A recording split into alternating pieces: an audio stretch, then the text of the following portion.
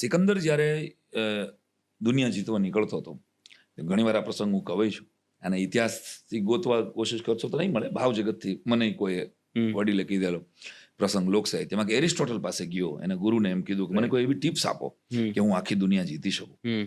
એના ગુરુએ એમ કીધું કે તું જે દેશ ઉપર આક્રમણ કરવા જાય એ દેશના કવિઓને મારી નાખજે, કલાકારોને, સંતોને, વાર્તા કહેનારી ડોશી એ દેશમાં રહેવા ન દેતો. અચ્છા.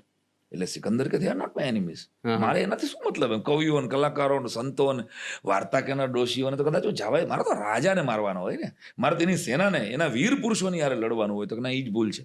જ્યાં સુધી એક વાર્તા કહેનારી ડોશી જીવતી હશે ને, જ્યાં સુધી એક કવિ, એક કલાકાર, એક કથાકાર, એક સંત, તો ત્યાં સુધી એ આખી પ્રજાને પાછી બેઠી કરી શકશે. સાચી વાત છે. તો સિકંદર બીજા બધા દેશમાં તો આ રૂલ ફોલો ન કરી શક્યો, પણ એને ઈરાન ઉપર પહેલો હુમલો કર્યો હતો એ સમયે. યસ. અને ઈરાન હજી સુધી બેઠું નથી. સાચી વાત છે. અને ભારત ઉપર શક આવ્યા, મુગલ આવ્યા, પોર્ટુગીઝો આવ્યા, હોણ આવ્યા, અંગ્રેજો આવ્યા, 1200-1300 વર્ષથી કોઈને કોઈ પ્રજા આપણી પર રાજ કરતા રહ્યા, અને છતાંય આપણા 16 સંસ્કાર જીવે છે, આપણા નિવેદ જીવે છે, આજની તારીખે આપણી સપ્તપદી જીવે છે, આપણી નાના નાના રિચ્યુઅલ્સ હજી દરેક જ્ઞાતિ પ્રમાણેના અલગ અલગ છે, જીવે છે. અને મૂળમાં કોઈ સ્વીકારે કે ન સ્વીકારે, ક્યાંક કલાકારો છે, સાચી વાત, ક્યાંક સંતો છે, ક્યાંક વાર્તા કહેનારા દાદા દાદી છે, કે આપણા બાપ દાદા આમ હતા. ઓ જય, આપણા કુટુંબમાં આવી રીતે નિવેદ ન થાય. આપણા કુટુંબમાં લગ્ન જોજે, લગ્ન વખતે આપણા 4 વડીલોને પૂછીને કે ભાઈ આમાં વિધિ શું હોય કયો, વ્યવહાર શું હોય કયો.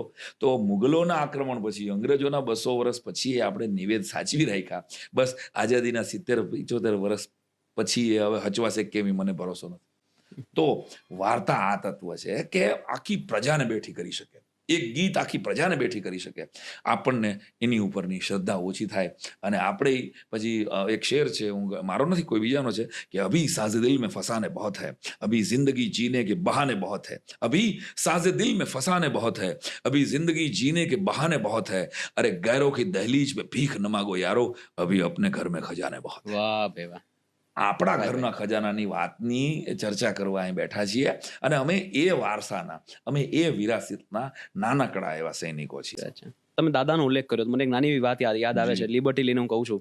તમે જે કીધું ને કે બાળકને સ્વિટ્ઝરલેન્ડ લઈ જવા કે સાપુતારા કે ગિરનાર લઈ જવા, ક્યાં લઈ જવી તમારી ઉપર છે. હું નાનો તો ત્યારે મને રીંગણાનું શાક ન ભાવતું, બિલકુલ ન ભાવતું. બીજા બધા ખાવ, પણ રીંગણાનું ન ખાવ. એટલે ઘરમાં આ ડિસ્કશન થયું, મારા દાદાને ખબર પડી. તો ત્યારે હું જુનાગઢ રહેતો, તો ગિરનારમાં એક ધીરુ બાપુનું આશ્રમ હતું.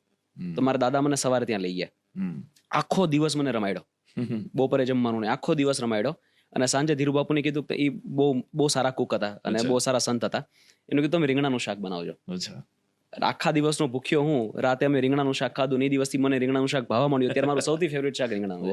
આ રીતે બાળકોમાં સિંચન થઈ શકે વસ્તુનું. એ એક સૂઝ મા બાપમાં હતી, દાદા દાદીમાં હતી. હવે તો બિચારું બાળક ન્યુક્લિયર ફેમિલીમાં રહે છે. દાદા દાદીની છત્રછાયા લગભગ 50%થી વધારે સિટીના બાળકો પાસે નથી. એ વચ્ચે એની ઉપરના સીસીટીવી જ ઓછા થઈ રહ્યા છે.